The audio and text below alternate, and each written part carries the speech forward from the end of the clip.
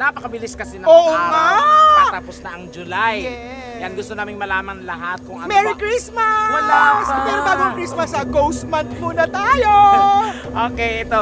Nais naming malaman kung ano ba ang kapalaran naghihintay sa aming lahat sa remainder of 2026. Mag-focus muna tayo sa ating Kalusugan, alam mo, health is wealth. Pero si Master Hans ko, ito po ay may disclaimer tayo, gabay lamang.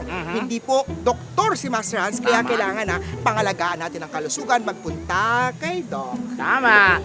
Syempre, unahin na natin ang prediction ni Mr. Hans sa taong isinilang sa Year of the Rat. Alam mo, Tekla, ang Year of the Rat this year, kalaban ng rat, ang Year of the Horse. Ay. First month, second month, July. Alam mo itong ghost month na to, medyo may recovery. Ibig sabihin recovery, medyo angat ng konti ang iyang kalusugan. Ang mga Year of the Rat, dapat i-manage ang stress, ang pressure, may mga bagay-bagay na hindi natin kontrolado. O if you're Correct. Year of the Rat, let go, i-accept, at magpapangalagaan ang kalusugan. Okay, bongga. Ito naman, Year of the Ox. Alam mo, ang ox sa kalusugan sa 2026 natin, ang remainder ng mga Year of the Ox at rat is mag-best friend.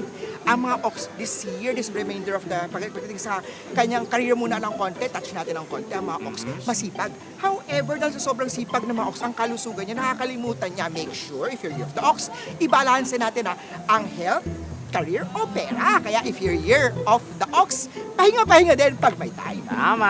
How about Year of the Tiger? Alam mo, ang mga tiger sa usapang trabaho pa rin Year of the Tiger. This remainder of the year, hinahabol niya yung mga kota niya. Ang mga tiger, dapat bantayan ang stomach issue.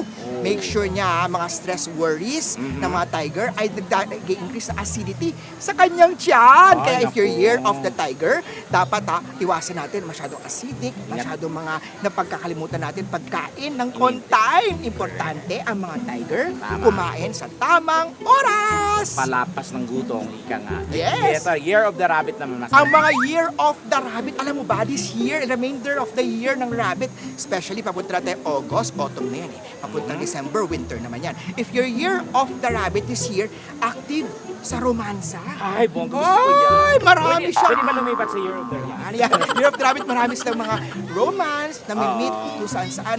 Ingat ang Year of the Rabbit sa kalusugan sa STD. Ay, prone, very prone yan. Ingat tayo. If you're Year of the Rabbit, practice tayo. Safety Dapat, first. Safety first. Yes. Ayan, Year of the Rabbit. How about Year of the Dragon, Master? Ang mga dragon sa remainder of the year natin na mainit ang ulo nila. Ay, Mainit ang panahon. If you're Year of the Dragon, winter and autumn na tayo. Sana palamig na ng panahon Pero this Year of the Dragon, sa remainder of the year nila, kontrolin nyo po ang issue na may kinalaman sa high blood. Ay. Konting issue na nagagalit na, Oo, madaling magwala.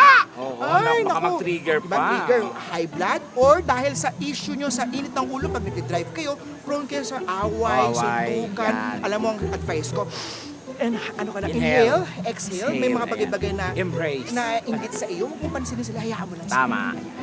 Yan, ito naman, Year of the Snake Oy, naman. yung mga snake, alam mo ang mga snake, last year snake din yan. Remainder of the year, marami siyang hinahabol pa rin na mga deals project since last year.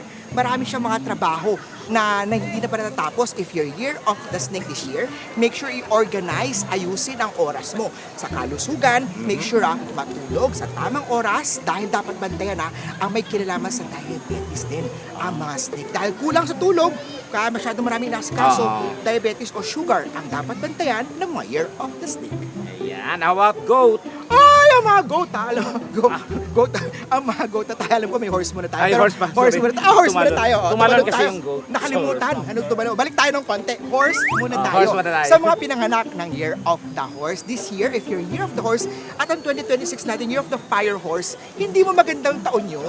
Medyo stress, medyo pressure ang mga horse ngayong taon na to. Ang dami niyang gustong gawin. Pero maraming mga outside, mga energy na hindi sumasang-ayon sa mga plano, sa mga gusto niya. If you're Year of the Horse, remainder of the year, patapos na ang stress mo. After September, mas luluwag-luwag na ang energy niyan. Kaya Year of the Horse, matuto mo na dapat positive mindset sa kalusugan at mga Year of the Horse pa rin, sa kalusugan pa rin tayo. Dapat bantayan niya may kinalaman sa kidney. Make sure niyo po, tama ang pag-inom ng tubig o yung mga kinakain mo mga energy drink. Ayo, bongga. Ayan, wala Ano naman talaga mga yung sugar sama mo. yan? May kinalaman niya sa kidney ng Year of the Horse.